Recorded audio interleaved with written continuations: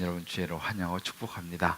저는 우리 샬롬부 찬양대 우리 찬양분들은 너무 요즘 은혜가 돼요. 여러분 그렇죠? 너무 가사도 그렇고 정말 하나님 앞에서의 연륜이 녹아나고 또 아름다운 목소리로 귀한 찬양 우리 감사해 우리 축복의 박수 할까요? 네, 고맙습니다. 네, 우리 서로 좌우를 보면서 한번 환한 웃음으로 한번 인사했으면 좋겠습니다. 아유, 정말 귀한 분이 오셨네요. 한번 인사합시다. 네, 오늘 예배에도 한 분 한 분 너무너무 귀한 분들이 오신 것 같습니다. 제가 이제 이 주님 기쁨의 교회를 개척하고 아마 한 3년 차 정도 되었던 때 같습니다. 감기 기운이 좀 있는 것 같아서 뭐 감기련이 하고 있는데 계속 열이 점점 심해지는 거예요. 그래서 이제 동네 병원에 갔습니다. 가니까 이렇게 뭐 검사해 보더니만은 빨리 큰 병원에 가보라는 거예요. 그래서 이제 큰 병원에를 이제 갔는데 좀 이렇게 검사해 보더니만은 빨리 입원해야겠다라고 한 진단이 나왔습니다.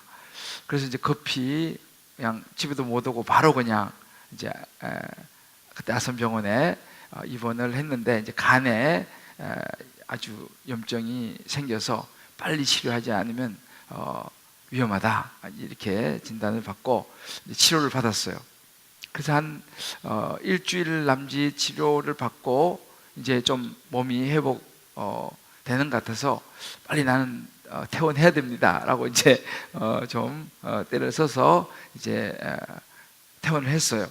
그리고 이제 토요일쯤 퇴원을 해서 열심히 또 말씀을 준비해서 주일날 1, 2, 3, 4부 설교를 다 하고 이제 마치고 이제 저녁에 또 뭐 훈련 또 있는 사역 다 하고 갔는데 몸이 이게 안 좋은 거예요.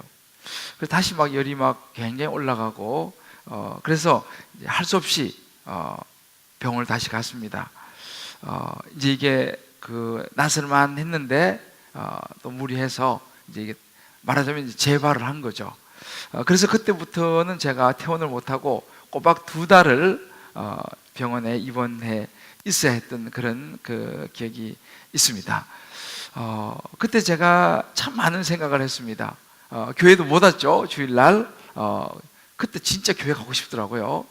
그 교회도 못 오고 병원에 있는 이제 주일 예배 이게 이제 꼭꼭 가가지고 예배 드리고 그랬는데 그때 제가 한국 들어와서 처음으로 그 연속극을 봤는데 굉장히 감명 깊게 본 연속극이 추노였습니다. 병원에 있으면서 2달 동안 있으면서 제가 보는 중간부터 봤는데 너무 재밌어가지고 지금도 잊어지지 않는 유일하게 제가 본 연속극 추노. 근데 그 병원에서 2달 동안 있으면서 이런저런 생각을 굉장히 많이 했어요. 내가 지금까지 살아오면서 한 번도 이렇게 병원에 뭐 특별하게 입원해서 이렇게 오랜 기간 동안 있으려고 생각을 못했죠. 근데 뭐 어떻게 할 수 없는 그런 상황에 있으면서 예수님께서 왜 한적한 곳에 틈만 나면 가셨는지 또 가서 기도하시고 한적한 곳으로 가시기를 좋아하시는지에 대해서도 묵상을 했어요. 그러다가 내가 이렇게 계속하면 안 되겠다라는 생각을 하면서 예수님 생각도 하면서 내가 이제 일주일에 하루는 시간을 빼서 정말 주님과 좀 이렇게 대화하고 정말 우리 성도로서 좀 기도하고 하는 그런 시간을 가져야겠다라고 생각하면서 찾았던 것이 기도원이었어요. 그때부터 제가 이제 매주 금요일날 저녁이면 이제 기도원에 올라가서 이제 기도하고 물론 잠도 자고 하는 그런 시간을 이제 가져왔습니다. 지금까지도 제가 이제 그렇게 하고 있는데 지금 제가 생각해 보면 만약에 그때 내가 그 기도원을 찾지 않았다면 아마 어떻게 됐을까 이런 생각을 해보는데 결론은 뭐 비슷한 것 같아요. 아마 여러 번 병원을 반복해서 가지 않았을까. 왜냐면 제가 저를 좀 잘 알지 않습니까? 근데 사실은 뭐 이것은 저뿐만 아닙니다. 우리 특별히 한국의 직장인들은 이 외국하고 너무 달라서 정말 무리를 하는 그런 직장생활, 사회생활을 하는 것을 제가 옆에서 지켜보면서 좋게 말하면 굉장히 부지런한 것이고 또 다르게 이야기하면 너무 무리하는 삶을 살아가고 있는 것을 보게 됩니다. 심지어 이제 제가 영국에서 살 때도 그래요. 우리 집에 이제 무슨 수리할 게 있어가지고 지붕 관련해서 우리는 이제 하면 그 한국 사람이나 이 조선족을 이제 불러서 이제 공사를 하는데 저희 옆집이 2달 동안 공사를 하는 거예요. 영국 사람들은 뭐 조금 하다가 또 티 마시러 가고 점심 때는 또 점심 먹으러 가고 뭐 이렇게 2달을 공사하는데 우리가 부르는 한국 사람들은 단 일주일 만에 공사를 끝내버리는 거예요. 그 옆집 그 영국 사람이 눈이 희둥거려져가지고 그때 제가 야, 이게 한국인의 힘이구나 이 생각도 했는데 아무튼 어찌 보면 이것이 이제 우리의 좋은 점이기도 하지만 또 다른 측면에서는 상당히 무리하고 있는 삶을 살아가는 우리의 모습이 아닌가 생각이 듭니다. 이제 이게 현대인의 특징이죠. 이 무리하는 삶으로 연결되는 거. 그래서 우리나라도 보면요, 이 40대 후반이 과로사가 가장 많다라는 통계를 보았습니다. 그러니까 이 삶의 이 여유 공간이 그만큼 없다는 것이죠. 그래서 제가 이 주제를 몇 년 전에 제가 이제 그 미국의 노스포인트 커뮤니티 처치라고 앤디 스탠리 목사님이 목회하는 교회를 제가 이제 탐방한 적이 있었습니다. 그 목사님이 사실 이 주제를 가지고 이제 다루었는데요. 저도 늘 이 주제에 대해서 생각을 했었습니다. 물론 미국과 우리나라와 또 이 문화와 이런 것은 다르지만 이 주제는 너무너무 중요한 주제이기 때문에 이제 앞으로 4주 동안 함께 여러분들과 좀 같이 나누려고 합니다. 그래서 이 4주가 굉장히 중요하니까 여러분들 꼭 빠지지 마시고 한번 잘 들어보시면 우리의 삶에 또 하나의 이정표를 세우지 않겠나 그런 생각을 해봅니다. 사실 말씀드린 것은 이 문제는 어떻게 보면 제 개인의 가장 큰 문제이기도 한 부분인데요.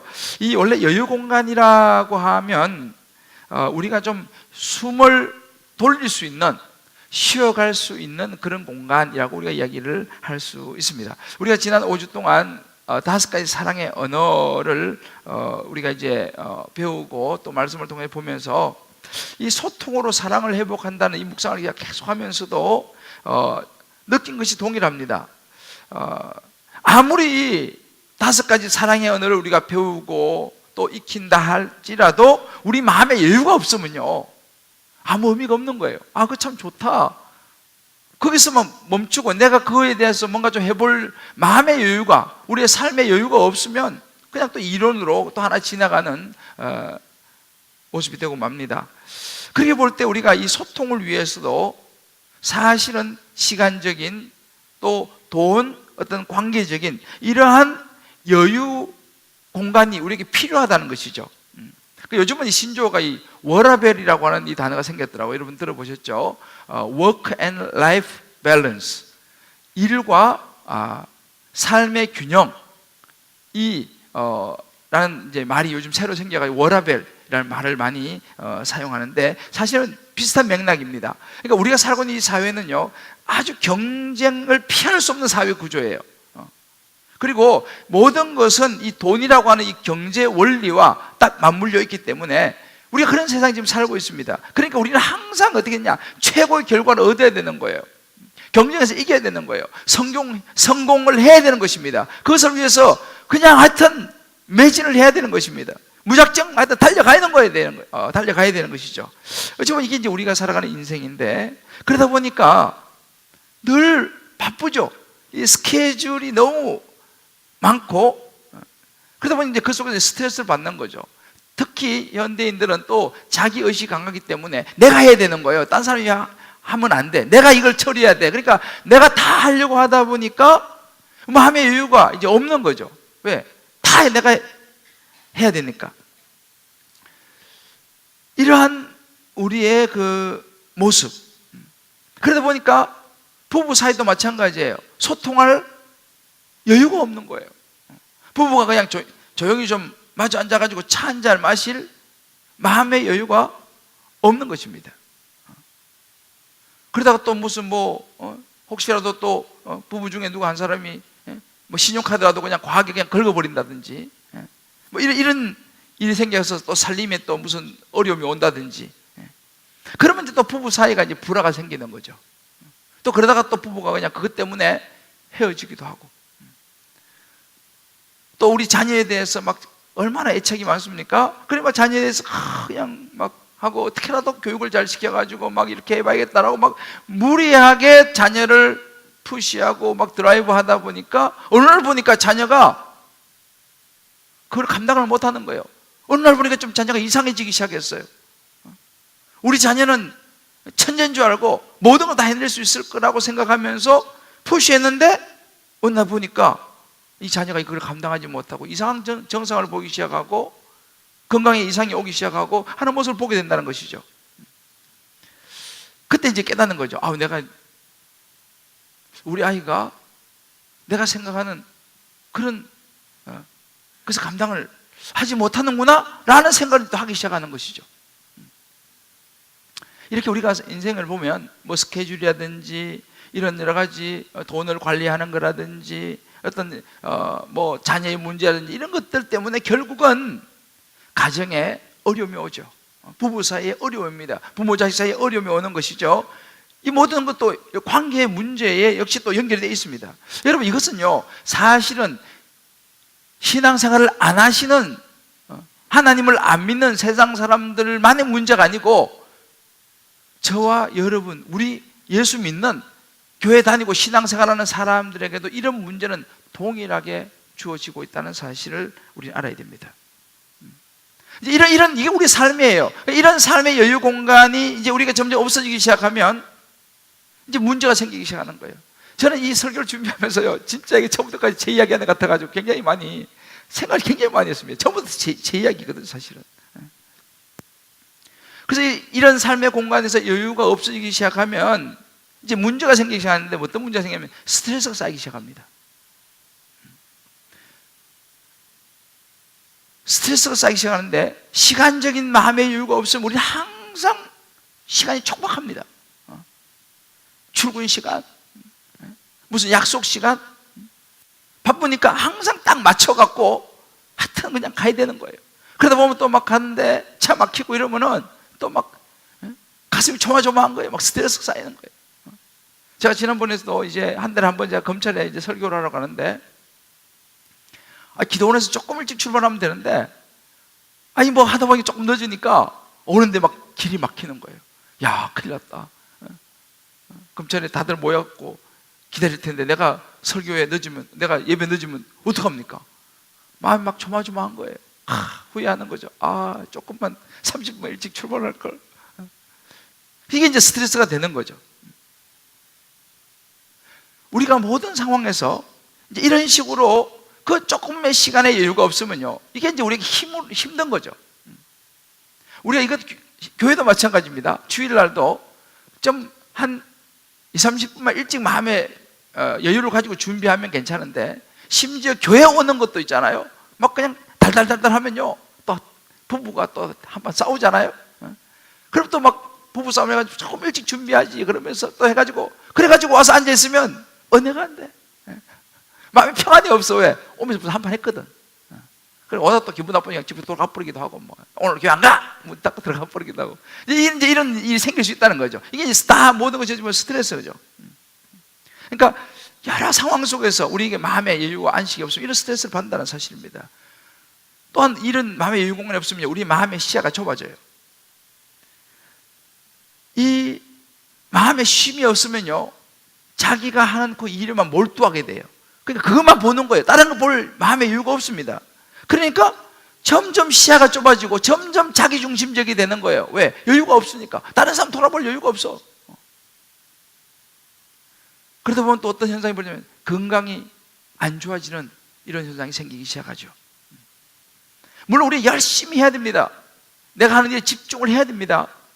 그러나 정신없이 그렇게 하다 보면 건강을 잃어버리는 수가 많이 있어요.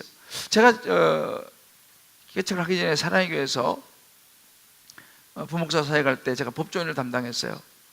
근데 진짜 그분 유능했어요. 부장판사로 아주 잘 나가던 사람이었는데 하여튼 뭐 외국도 가서 공부도 하고 하여튼 굉장히 잘 나가는 사람이었어요. 이제 그러다가 변호사로 이제 시작을 했습니다. 큰 로펌에 들어가서 변호사를 시작했는데 정말 원래 이제 현직에서 나오면 바쁘잖아요. 뭐 그때 하여튼 한 2, 3년 동안 뭐 하여튼 다 벌어야 된다더라고. 정말 주가도 높고 하니까 뭐 정신없이 그렇게 해서 2년인가 했는데 몸에 이상이 왔어요. 그래서 검사 받아보니, 그래서 사람도 아주 유능하고 아직은 젊어요. 그때 당시 40대 아마 후반인가 정말 유능한 분이셨는데 몸이 이상해서 가보니까 암에 걸린 거죠. 대장암 걸렸어요. 그래가지고 사실은 몇 달 못 살고 소천했어요. 내가 지금도 잊어지질 않아요. 그 집사님. 제가 그 장례를 다 인도했거든요. 저희 교구였기 때문에. 그 부인 집사님, 그 애들 아직 어렸는데 그때 참 그 눈물 내가 잊을 수가 없어요. 이렇게 우리가 삶의 여유 공간이 없다면 이런 문제가 생길 수 있다는 것입니다. 또 삶의 여유 공간이 없으면 대인관계에 문제가 생겨요. 왜요? 대인관계할 마음의 여유가 없습니다. 집에 엄마는 전화만 붙들고 있고 아빠는 컴퓨터 앞에 앉아있고 애는 집에 가도 뭐 그냥 자기하고 이야기할 사람도 없고 또 한 번씩 또 엄마 아빠가 돈 문제로 그냥 싸우고, 그럼 애들은 집에 가기도 싫은 거예요. 집에 가봐야 뭐 이야기할 사람도 없고 밖으로 빙빙 돌기 시작하는 것이죠. 이런 관계에 문제가 생긴다는 것입니다. 자, 이것이 우리의 마음에, 우리의 삶의 여유가 없으면 이런 문제가 생긴다는 것이 실제로. 자, 그러면 이런 삶의 여유가, 삶의 이런 여유 공간이 없어지는 원인이 뭐겠습니까? 이게 중요한 부분이에요. 왜 이런 삶에 우리 마음은, 우리의 삶의 여유가 자꾸 없어질까?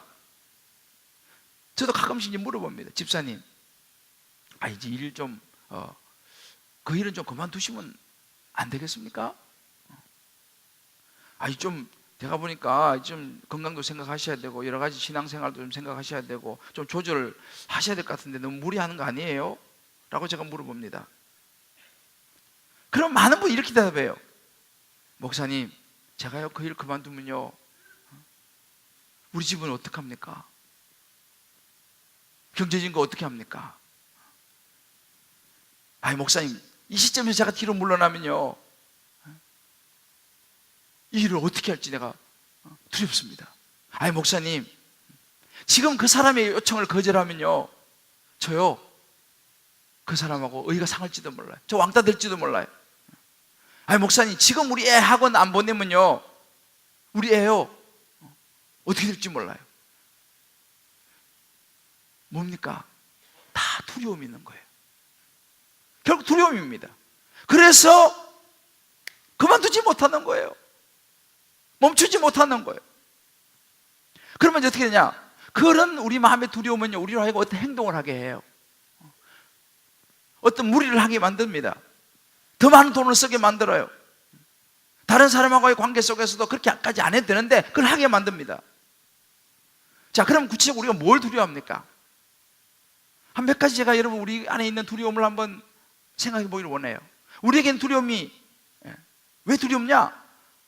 많은 경우 첫 번째가 실패와 거절, 기회를 혹시라도 내가 놓쳐버릴까 싶은 마음의 두려움이 우리에게는 있습니다. 내가 지금 싱글인데 싱글일 때 내가 다 많은 거 이것저것 해야지 하는 왜? 기회 놓쳐버릴까 싶어가지고 지금 메뚜기도 한 층인데 지금 바짝에서 내가 그냥 이렇게 뭘 좀 이렇게 해놔야지. 그러니까 막 거기서 막 무리를 하는 겁니다. 다른 사람의 요청 거절을 못합니다. 거절했다가 혹시라도 내가 불이익을 당할까 싶어가지고 못하는 거죠. 두 번째는요, 혹시라도 뒤처지면 어떡할까? 내가 혹시라도 뒤처지면 어떡할까? 다른 사람들은 늘 우리 삶을 비교를 합니다. 다른 사람을 보니까 저 사람은 저 정도 차를 타는데 나는 이 정도 빨리 나도 좀 더 열심히 해가지고 나도 저 정도 차를 타야지 내가 무시 안 당하지. 야, 저분은 저렇게 사는데 나도 좀 저렇게 좀 살고 싶은데 내가 그럼 좀 더 뭐라도 좀 더 해야지. 자꾸 우리는 비교합니다. 다른 사람하고 비교하면서 저 사람보다 내가 뒤처지면 안 된다 라고 하는 이 마음이 우리 안에 있는 것입니다. 그러니까 우리도 자식도 키워보는 거 마찬가지예요. 우리 애만 학원을 안 보내면요 불안한 거예요. 두려운 거예요. 왜? 뒤처질까 싶어가지고. 저 애도 지금 이제 고3인데 얼마 전에 그런 거예요. 엄마, 나 이제 수학은 난 끊을래요. 그럼 수학은 끊겠대 자기. 그 말 들으니까 어떻습니까? 부모 가슴이 철렁되는 거예요. 야, 너 수학 잘하는 것도 아닌데 너 수학 그나마 수학은 끊으면 어떡하냐? 자기 혼자 하겠다는 거예요. 또 그래서 좀 있다가 엄마, 나 국어학원 끊을래. 왜? 내가 봐도 혼자 하는 게 나을 것 같아. 한편은 좋은 거예요. 돈이 굳으니까. 근데 한편 불안한 거예요. 야, 제가 지금 고3인데 학원을 저렇게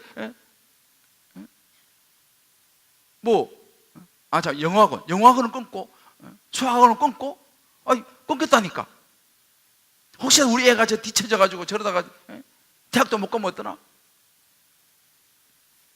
우리가 이런 혹시라도 뒤처질까 싶은 불안이 있다는 것입니다.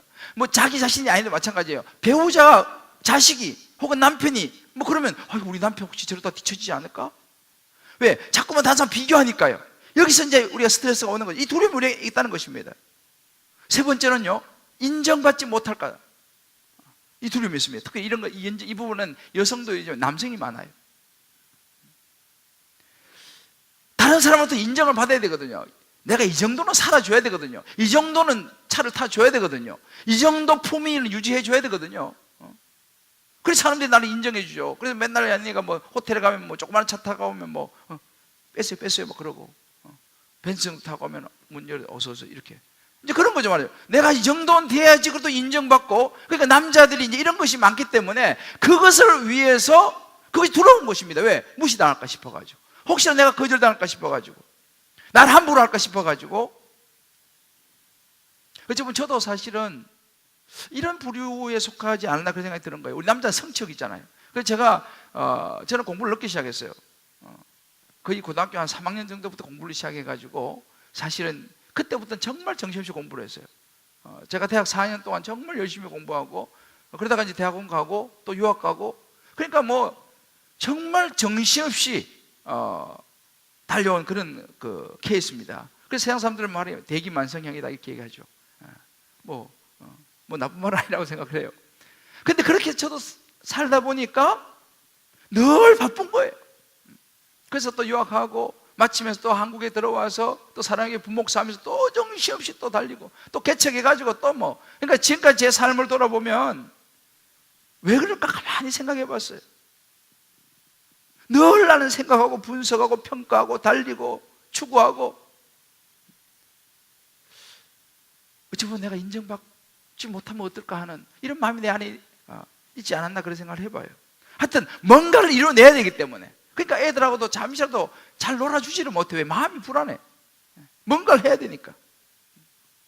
그냥 늘 노심초사하는 거예요. 늘 생각하고 종종걸음치고. 결국 가만히 보면 우리가 이렇게 분주한 삶을 살아가고 있는 원인이 뭐냐? 이런저런 우리 안에 있는 두려움이더라는 거예요. 좀 전에 말씀 이런 여러 가지 것들, 불안한 거예요. 혹시라도 내가 좀 처지면 다른 사람으로부터 무시당하고, 혹시 내가 거절당하지 않을까? 다른 사람한테 내가 인정받아야 되는데. 그러니까 우리는요 열심히 일을 합니다. 또 어떨 때는 그렇게 하지 않아야 되는데도 돈을 또 무리하게 해서 또 돈을 써가지고 옷도 사고 있잖아요. 그때 그렇게 하는 거죠. 왜? 혹시라도 내가 허접하게 보이면 안 되니까. 그래서 물건도 필요 없는 건데 물건을 또 구입하는 거죠. 결국은 이런 걸 통해서 내가 누구냐라고 하는 나의 업적이라든지 이런 것을 인정받고 싶어서 집중하다 보니까 우리는 진짜 중요한 것을 놓쳐버리더라는 사실이죠. 결국 뭡니까? 이런저런 우리 삶에 알게 모르게 내 안에 스며있는 이 두려움 때문에 정작 우리는 우리의 삶의 여유를 잃어버리고 무리하는 삶을 살게 되더라는 것이죠. 그래서 오늘 우리가 특별히 다루는 이 삶의 여유 공간 중에서 이 무리하는 삶이라고 하는 이 결과를 대검하는 것입니다. 자, 그러면 중요한 것이 뭐냐? 이 삶의 여유 공간을 우리가 찾아야 되는 거예요. 그죠? 이걸 찾기 위해서는 두려움, 우리 안에 있는 이 여러 종류의 두려움과 싸워서 이겨야 되는 거예요. 어떻게 하면 우리 안에 있는 이런저런 좀 우리를 무리하게 만드는 이런 우리 안에 있는 두려움을 싸워 이길 수 있을까라는 것이죠. 오늘 예수님께서 그 이야기 해주시는 거예요. 하나님에 대한 신뢰다. 다른 말로 믿음이다. 우리가 하나님을 얼마만큼 신뢰하느냐에 따라 가지고 우리 안에 있는 이 두려움이 커지기도 하고 작아지기도 한다라는 것입니다. 예수님께서 이 산상수훈, 제가 이 마태복음 한번 다뤘잖아요. 이 마태복음은요, 모든 성경의 핵심입니다. 이 산상수훈 속에 모든 메시지가 들어있다고 말씀드렸죠. 특히 오늘 우리가 읽었던 이 말씀 31절에서 32절 말씀을 같이 다시 한번 읽어볼까요? 자, 시작. 그러므로 염려하여 이르기를 무엇을 먹을까, 무엇을 마실까, 무엇을 입을까 하지 말라. 이는 다 이방인들이 구하는 것이라 너희 하늘 아버지께서 이 모든 것이 너희에게 있어야 할 줄을 아시느니라 그랬습니다. 근데 이 말은요, 우리가 사는 이 시대하고 맞지 않아요. 어떻게 우리가 염려 안 하고 살 수 있습니까? 여러분, 가만히 앉아있으면 뭐 밥이 나옵니까? 떡이 나옵니까? 특별히 우리 동네에 사시는 분들은요, 그래도 나름대로 아주 난 분들이잖아요. 내가 가만히 보니까 우리 이 동네 우리 교회 오시는 분들은 그래도 난 분들이야. 내가 보니까 저 같은 이런 시골 촌놈 가끔 있지만 대부분은 그래도 사회에서 한가닥 하시고 학교 다닐 때 공부도 그래도 좀 잘 하시고 사회에서 나름대로 이룬 그런 분들이 우리 교회에 많은 것 같습니다. 그러니까 대부분 굉장히 부지런하신 분들이죠. 그래서 이런 말씀 들으면요, 별로 이거 와닿지 않아. 아이, 가만 앉아있으면 밥이 나와 떡이 나와. 열심히 해야지. 이 말씀이 되게 익숙하지만 마음이 별로 다가오지 않습니다. 그 예수님이 말씀하시는 거예요. 이렇게 예수님이 말씀하시는 거예요. 나를 신뢰하라, 쉽게 말하면. 나를 신뢰해라. 이 말은요, 열심히 일하지 마라, 이 말이야. 목표 세우지 말라, 그런 말이 아닙니다. 앞으로 나가지 말라, 부지런하게 일하지 마라, 이런 이야기 아닙니다. 이거 오해하시면 안 돼요. 열심히 일해야죠. 목표를 세워야죠. 최선을 다해야 됩니다. 그런데 중요한 것은 뭐냐? 네가 다 하려고 하지 마라. 나를 신뢰해라. 네가 모든 것을 다 이루려고 하지 마라 라는 말입니다. 여러분, 가만히 보세요. 분주한 삶이라는 것 어찌 보면요, 자기에 대한 신뢰예요. 왜? 내가 해야 되니까. 내가 다 해야 되니까 난 항상 바쁜 거예요. 예배 나올 시간이 없어요. 내가 지금 예배 드릴 시간이 어디 있어요 지금. 말씀 묵상, 큐티 할 시간이 어디 있어요 지금. 내가 모든 걸 다 해야 되는데. 내가 다 해야 됩니다. 그러니까 어떻게 됩니까? 결과적으로 두려움이 생기는 것이죠. 주님 예수님 말씀하시는 거예요. 30절에 이는 다 이방인이 구하는 것이라 이렇게 말합니다. 여러분, 이방인이 누굽니까? 여기서 말하는 이방인은요, 하나님의 존재를 인정하지 않는 사람들입니다. 하나님 믿지 않는 유대인들 말고 이방인들입니다. 하나님의 사랑을 모르는 사람들입니다. 이 사람들은요, 자기가 다 해야 돼. 왜? 하나님을 모르니까, 하나님이 없으니까, 인정하지 않으니까 누가? 내가 다 해야 되는 거예요. 내가 모든 일을 다 처리해야 되는 거예요. 내 안에 있는 내가 우상인 거예요. 이방인들은요, 뭘 믿습니까? 보이지 않는 하나님 안 믿죠. 보이는 바알신을 믿고, 그죠? 우리가 보이는 부처를 믿고, 이런 걸 믿으니까 그거는 믿지만 그 사람이 나를 도와줄 거라 생각하지 않아요. 내가 다 해야 돼. 이는 이방인들이 구하는 것이라고 말합니다. 여러분, 우리 솔직히 말하면요, 신앙생활하고 교회를 다녀도 이 신앙생활이 종교생활이나 액세서리일 수도 있습니다. 심지어 목사라 할지라도, 심지어 장로, 권사, 집사라 할지라도, 교회를 다닌다 할지라도 하나님에 대한 이 신뢰가 없으면요, 평안은 없습니다. 삶의 여유 공간 가지기 어렵습니다. 무리한 삶을 살게 됩니다. 교회를 다녀도, 심지어 목사를 할지라도 주님 그 말씀하시는 거예요. 이방인들이 구하는 것이다. 이방인의 모습이라는 거죠. 한번 우리 생각해봐야 돼요. 저와 여러분은 어떤가? 나는 하나님을 신뢰하지 못하고 두려워하면서 하나님이 없는 이방인들처럼 살아가고 있지는 않는가?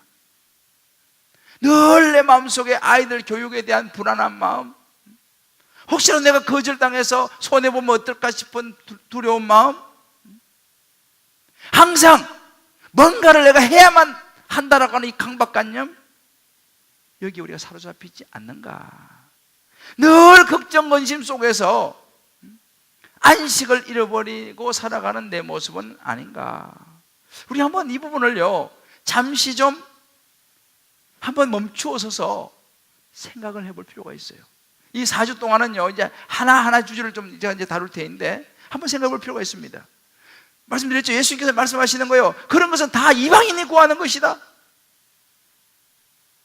너희 하늘 아버지께서 뭘 먹을지, 마실지, 입을지, 너한테 뭐가 필요한지 하나님이 다 아신다 라고 말씀하시고 있어요. 예수님 그런 말씀하셨습니다. 너희 자식을 키우느냐? 너 자식이 좋은 학교를 가기를 바라느냐? 너가 뭘 먹고 뭘 입을 거 걱정하느냐? 너 직장, 사회에서 여러 가지 스트레스 받고 뭔가를 더 목표를 달성하기 원하느냐? 좋은 가정을 이루고 싶은 마음이 있느냐? 다른 사람들에 대한 다른 사람이 나를 어떻게 볼까 하는 이 평가에 대한 두려움과 걱정이 있느냐?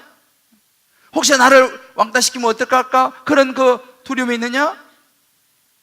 하나님이 다 아시고 계신다라고 말씀하십니다. 이 모든 것을 아시느냐? 누가? 하나님이 다 아신다는 사실이에요. 근데 이 하나님이 다 아시는 이 하나님을 우리가 신뢰하지 못하면, 그 하나님을 믿지 못하면 우리는 날마다 두려운 거예요. 내가 다 이걸 커버해야 되거든요. 내가 다 해야 되거든요. 그리고 불안하죠. 아직도 일어나지 않은 일에 대해서 늘 염려와 근심이 있습니다. 남자보다 혹시 처질까 싶어서 불안하고. 이스라엘 백성들이 그랬어요. 하나님은요, 이스라엘 백성들을요, 믿음으로 이끌기를 원하셨어. 걱정하지 마라. 내가 너희를 도와줄게. 걱정하지 마. 계속 말씀하시는데 이스라엘 백성, 진짜예요? 늘 불안하고. 그래서 하나님께서요, 이스라엘 백성들에게 그 이스라엘 백성들에게 평안을 주시고 도와주시려고 계명을 주셨어요.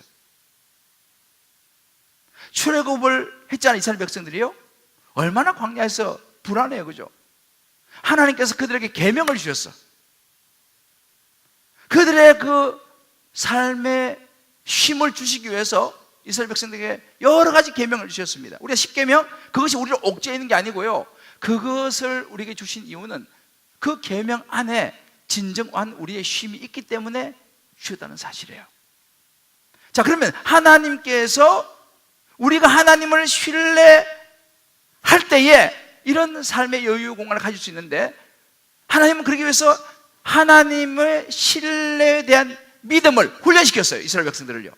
근데 이렇게 하면 내 믿음이 생길 거야, 한번 해봐 라고 훈련을 시키는 장면이 성경에 많이 나옵니다.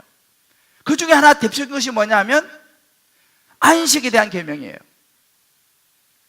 출애굽기 20장 8절에 보면 이런 말이 있습니다. 안식일을 기억하여 거룩하게 지키라. 10계명 중에 한 계명이죠. 이스라엘 백성들은요, 400년 동안 애굽의 노예로 살았습니다. 노예라는 것은요, 자기 시간이 없어요. 1년 내도록 쉬지 않고 일을 해야 됩니다. 그러다 보니 이스라엘 백성들이 뭐가 생기냐? 강박관념이 생겼어요. 일을 해야 되는 거예요, 이스라엘 백성들은. 그러니 먹고 사는 거예요. 왜?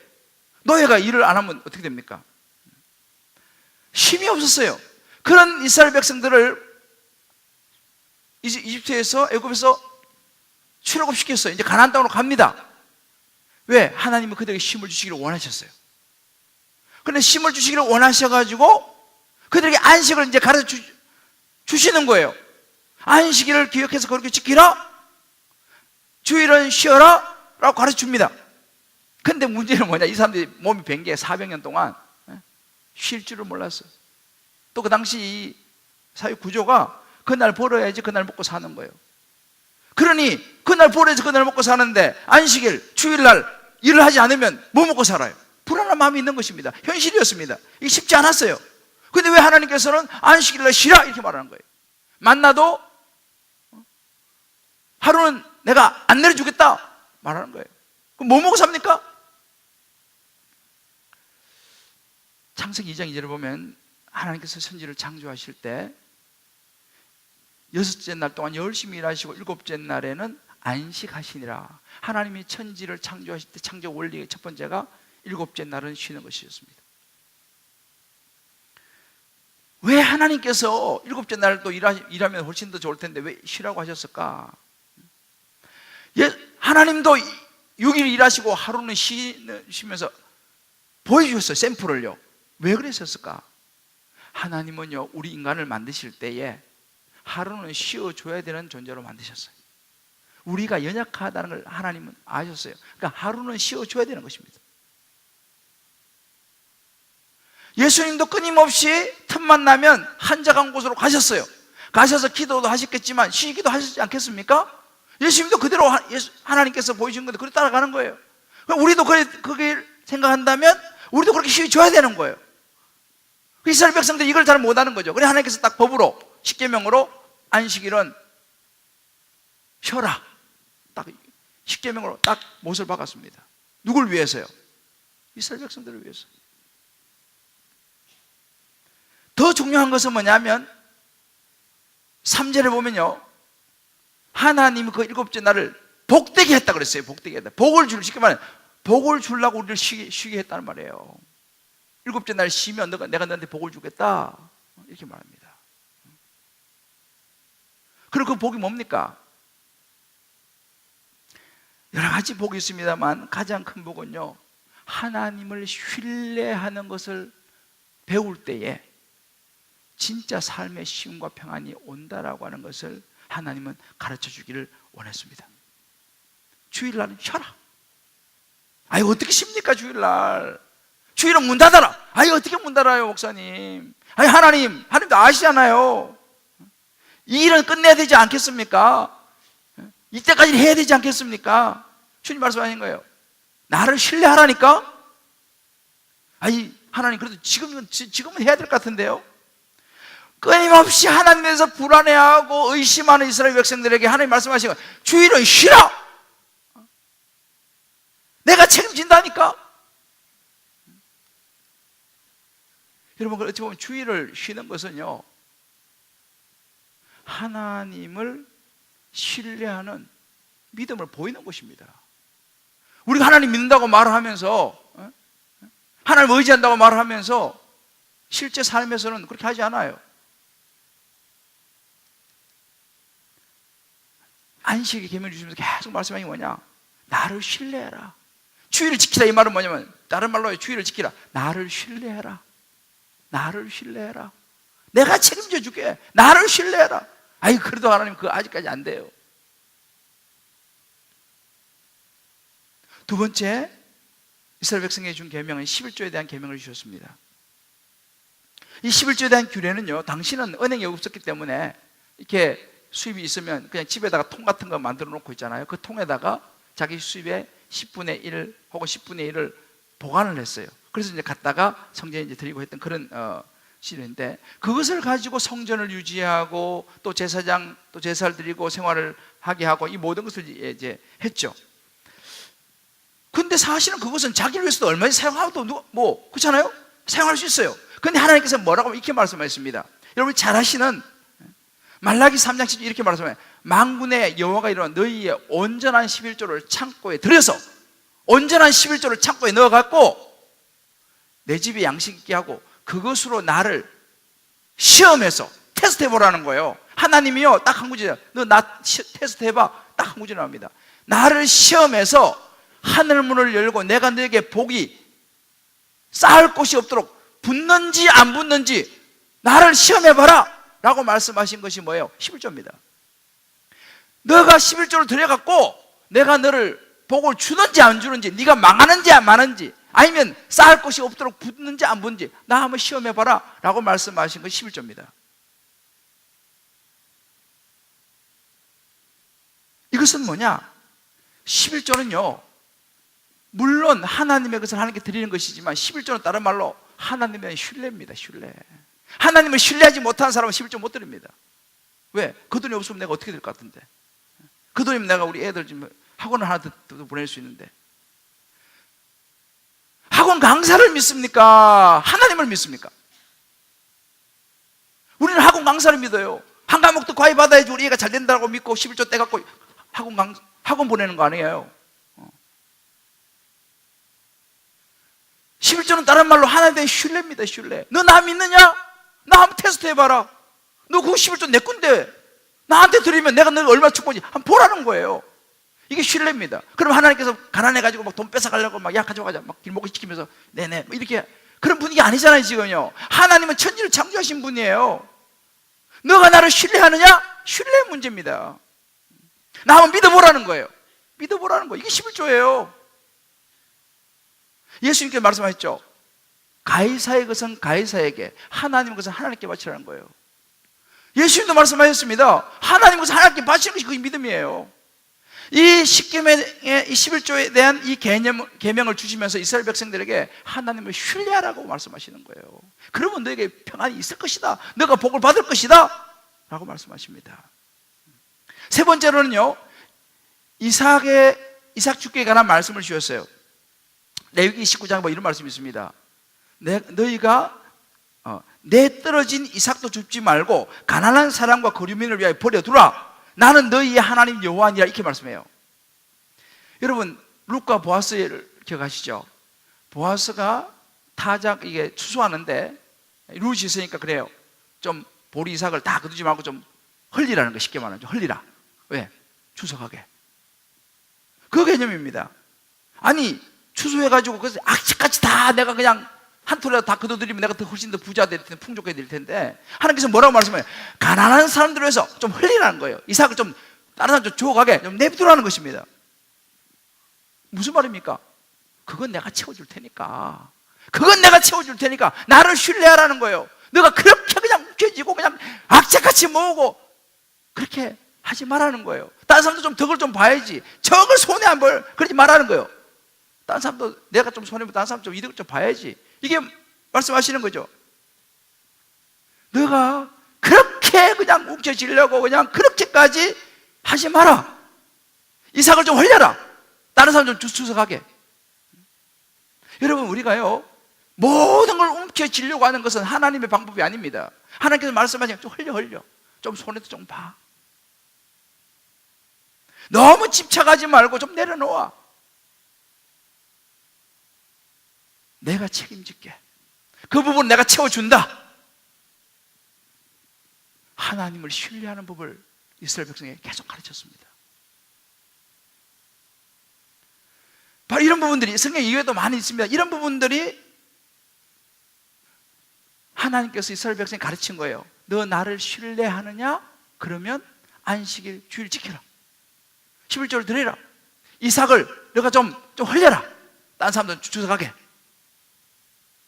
이거 하면 내가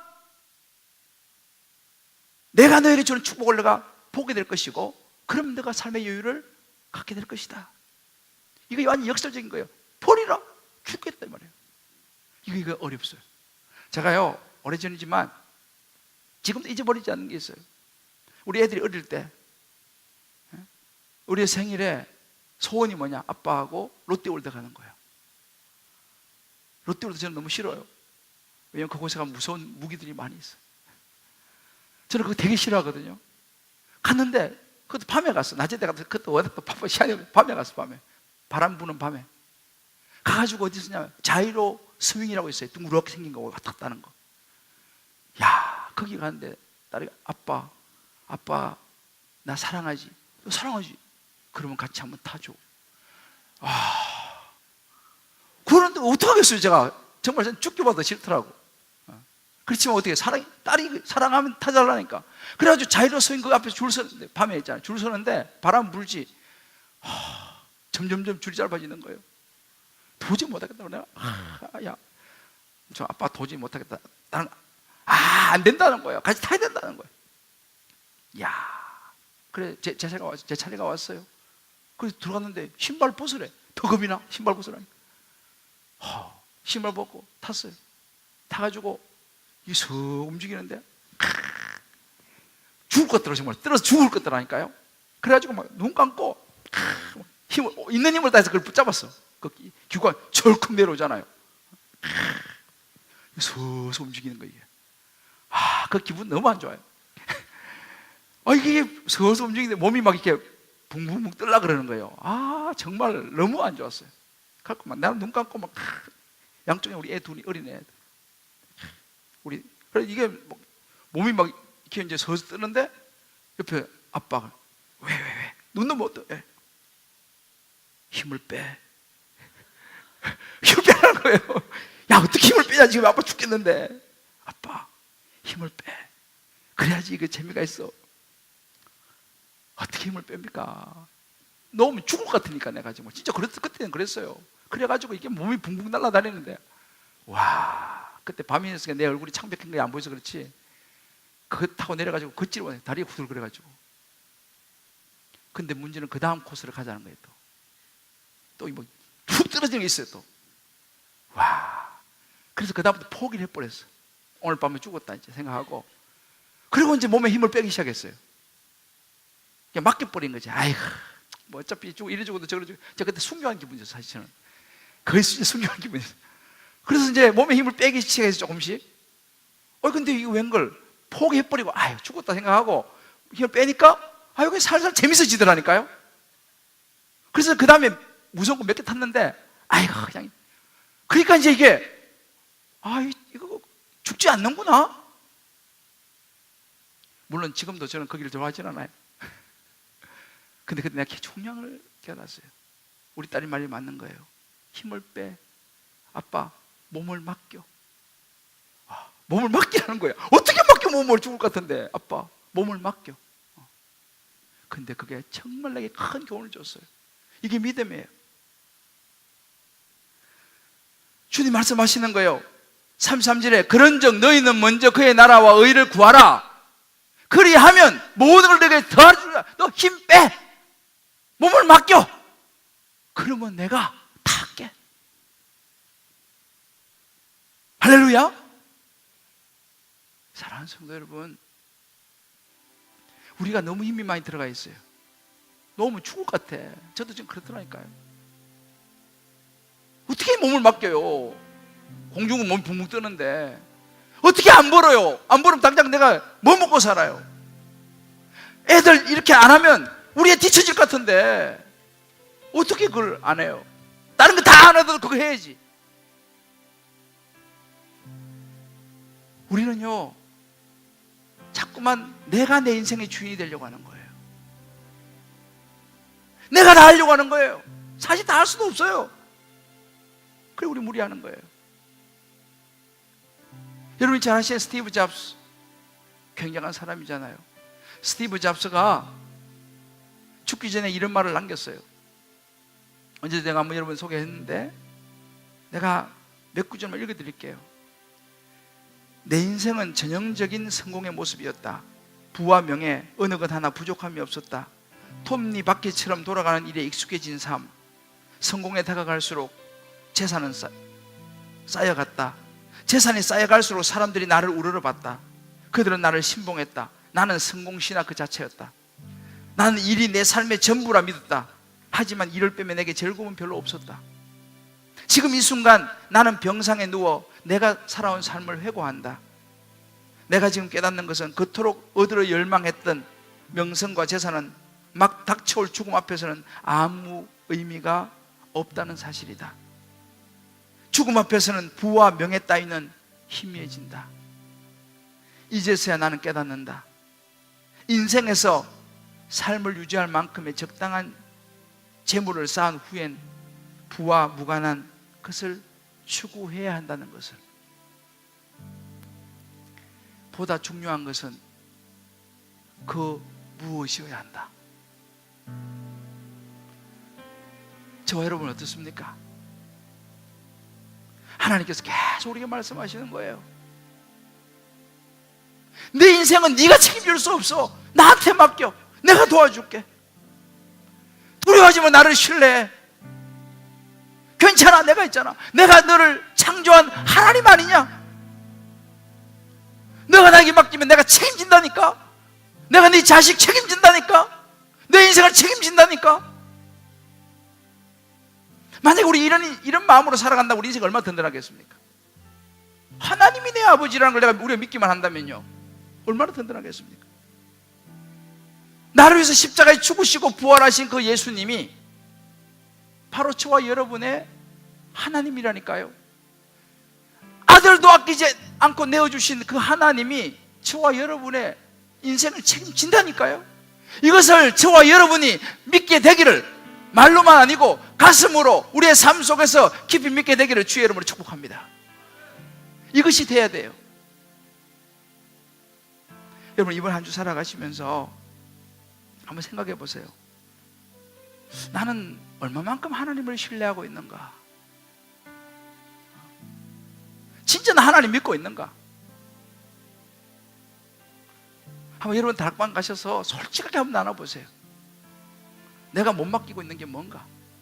내가 왜 이렇게 힘을 누리지 못하는 이유가 뭔가? 한번 이 내용을 가지고요, 꼭 한번 나눠보세요. 아니, 집에 가서 가족들끼리 나눠도 좋아요. 그 여러분들이 다락방을 안 들어가신 분들은 다 다락방 들어가시길 바라요. 왜요? 들어가서 이야기를 나눠야 된다니까요. 같이 나누고 다른 사람 이야기도 들어보고 이거 해야 됩니다. 이게 우리 실적인 삶의 기도거든요. 이제 다음 주부터 이 부분에 대해서 이제 시간, 돈, 관계에 대해서 이제 하나씩 구체적으로 나눌 텐데, 여러분들 꼭 빠지지 말고 다음 주에 나오시길 바라요. 그리고 오늘 이 설교도 집에 들어가셔서 인터넷에서 꼭 다시 한번 들어보시기 바랍니다. 이 문제를 꼭 우리가 짚고 넘어갔으면 좋겠어요. 우리 한번 이 시간 찬양할 때에 아무것도 두려워 말라, 주님께서 말씀하신 이 말씀, 오늘 이 말씀 붙잡고 같이 한번 찬양하고 우리 기도했으면 좋겠습니다. 아무것도 두려워 말라. 주 너의 하나님이, 오늘 주님 말씀하시는 거예요. 먼저 그의 나라와 의를 구해라. 그러면 모든 걸 대줄 것이다. 놀라지 마라. 겁내지 마라. 겁내지 마라. 주님 나를 하나님 좋아하신다는 거예요. 지켜주시네. 내 마음이 힘에 겨워 지치지라도 주님 나를 지켜주십니다. 나를 지켜주시네. 세상의 험한 풍파가 세상의 험한 풍파 몰아칠 때도 주님 나를 지켜주시네. 주님 나를 지켜주시네. 우리 오른손으로 사용합시다. 주님은 나의 산성. 믿음의 고백이에요. 주님은 나의 산성. 하나님이 책임진다니까요. 주님은 나의 요새. 주님은 나의 소망. 나의 힘이 되신 여호와. 주님은 나의 산성. 주님은 나의 산성.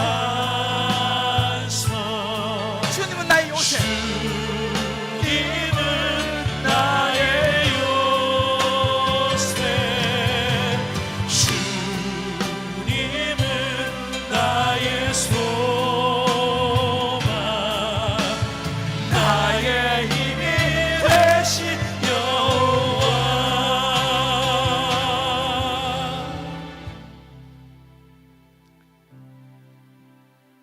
우리 한번 인식 기도하겠습니다.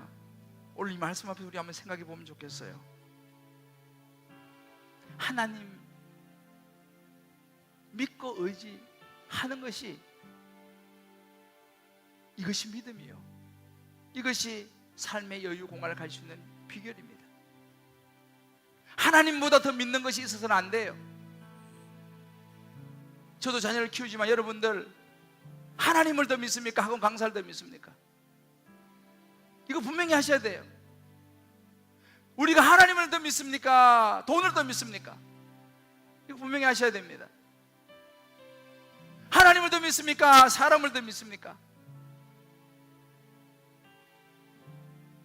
우리 한번 오늘 우리가 기도하면서 결심을 해봤으면 좋겠어요. 하나님, 솔직히 제가 다 할 수 없습니다. 우리 한번 인정해 보자고요. 하나님, 제가 제 능력을 의지하면서 무리하지 않겠습니다. 하나님 도움이 필요합니다. 하나님 저를 도와주세요. 하나님, 이제 하나님을 신뢰함으로 더 이상 두려워하지 않겠습니다. 결단하십시다. 하나님을 신뢰함으로 아직 일어나지도 않은 일들을 미리 걱정하며 살지 않겠다. 나는 하나님께 내드리고 하나님 나를 도우시는 분임을 내가 믿어야겠다. 내 모든 삶을 내어드리자. 내 자식도, 내 직장도, 내 사업도, 내 경제적인 모든 것들도 하나님께 내어드리자. 우리 결단합시다. 우리 자녀 교육 하나님께 맡기십시다. 내가 다 할 수 없어요. 하나님이 하신 게 훨씬 낫습니다. 쉬운 이야기는 아니에요. 말은 쉽지만, 그러나 이것이 믿음입니다. 주님 말씀하셨어요. 그러므로 염려하여 이르기를 무엇을 먹을까 마실까 입을까 염려하지 말라. 너희 하나님이 모든 것을 알고 계시니 이 모든 것을 너희에게 더하시리라. 우리 한번 이 시간 이 말씀 붙잡고 하나님 앞에 우리 결심을 드리면서 같이 한번 기도하겠습니다. 하나님 아버지, 이제는 참 쉽지 않지만 내 페이스가 아니라 하나님의 페이스대로 살기 원합니다. 내 스케줄이 아니라 하나님의 스케줄대로 살기 원합니다. 시간도 돈도 관계도 먼저 하나님을 인정하고 의지하기를 원합니다. 그럴 때 주님 우리에게 진정한 안식과 평안과 더 큰 은혜와 축복을 주실 줄을 믿습니다. 아멘. 주여, 오늘 이 말씀을 붙잡고 더 하나님 신뢰하고 의지하는 우리 인생이 되게 하여 주옵소서. 아멘. 예수님의 이름으로 기도합니다. 아멘. 아멘. 우리 다 자리 나시면서 우리 이렇게 한번 서로 축복합시다. 우리 하나님 신뢰하고 너무 무리하지 맙시다. 우리 하나님 신뢰하고 너무 무리하지 맙시다. 할렐루야. 아멘.